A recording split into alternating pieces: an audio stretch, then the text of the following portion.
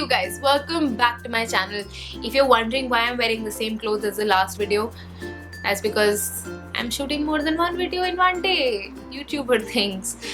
Anyway, today's video is going to be a review on the Maybelline Matte and Poreless foundation.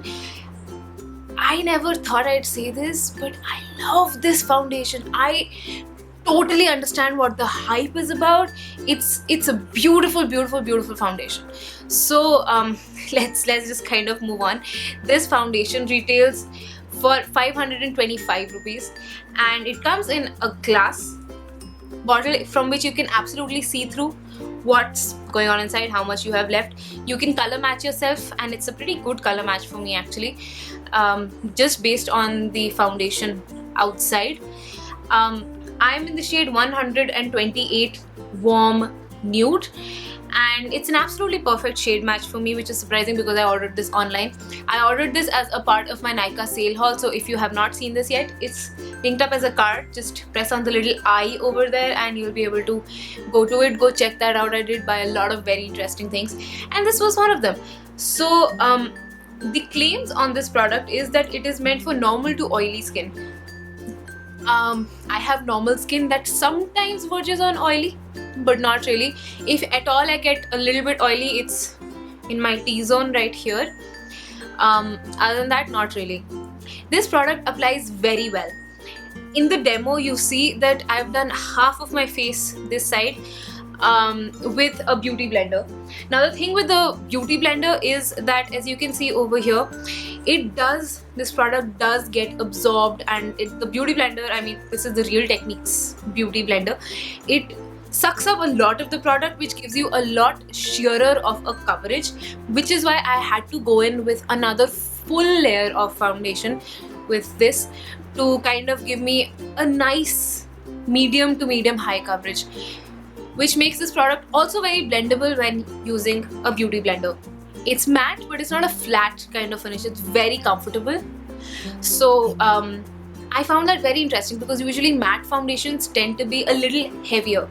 Now on my face, as you can see, it's given me decent coverage. It's not full coverage by any stretch of the imagination, but the coverage definitely is very decent and I like that on this side. On this side, on the other hand, I applied this with my Real Techniques buffing brush. You can apply it with any kind of flat or even the expert kind of foundation brushes, and that gave me a slightly heavier coverage, but it did make the product a little more streaky and a little heavier looking, you know. So I didn't need to go in with a second layer because of course no product gets absorbed by the brush as it does by the beauty blender, but I did have to go again to apply it just on this part of my face, which needs extra coverage. I didn't go in with a concealer today because I wanted the foundation to kind of do its magic. However, this side is slightly cakier and it feels slightly cakier to me as I sit here and shoot for you. And it has always felt cakier when in the morning I don't really like to mess with this the makeup sponge because I mean you need to wet it and all of that, so usually I tend to just apply the foundation with either my hands or a makeup brush. So but this foundation, however, I hardly use because I don't like the way it applies as much with a brush. It's not something so bad that that I'd say that, you know, absolutely don't use it with a brush. It can work. You can make it work. You can make it be less cakey looking even with the brush. Just keep buffing it. But it's definitely simpler and it gives you a more natural and nicer finish with a beauty blender. The foundation does not crease very fast, but that doesn't mean that it doesn't crease at all. So in the areas where I generally find some creasing or some kind of product build up in that sense is just in my T-zone. Around my cheeks, it somehow doesn't move around too much, and that's the area that's usually smooth on your face, so it doesn't really move around that much and it stays and lasts long enough. But around the nose, under my eyes, right here, it tends to crease. So you definitely do need to set it. Over here today I set primarily I set my T-zone and I went over my cheeks with a little bit of powder, but not a lot. It's a nice long wearing foundation. It does last me pretty decently throughout my day. It does not have any SPF in it that I have noticed. So yes, it is photography friendly. It's a very comfortable foundation and I do like it a lot. The only qualm that I kind of have with it is, I'm sure a lot of you have guessed it, it's that the packaging is just a pour out bottle. It doesn't have a pump or it's not in a tube shape or anything. So you do have to pour it out and it's a very liquidy consistency. Let me just show you that. You do have to pour it out. Oh, I got too much.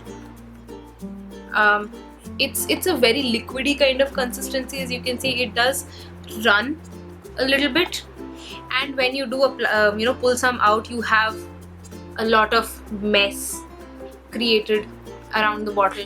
You also get the cap inside of you also get the inside of the cap very dirty. So I don't like that. I like to keep my makeup neat and tidy, which is not possible with a bottle like this. But other than that, it's a really nice foundation. It's comfortable. You can definitely wear it, sheer it out with a little bit of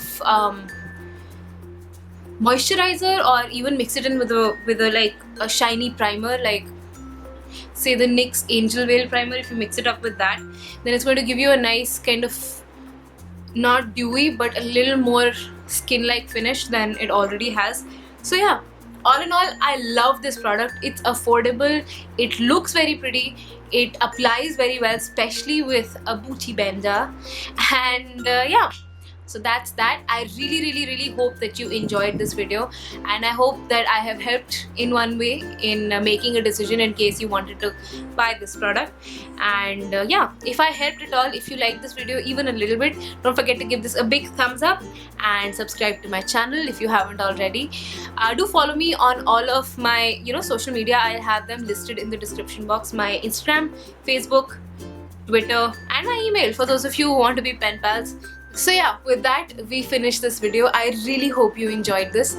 If you did, then don't forget to give this a thumbs up, and put down your views in the comments below if you have used this and what your opinion is about this for others who have not used it and are still looking. So yeah, with that in mind, I bid you adieu. I hope you're having a great day, and I will see you next time. Bye.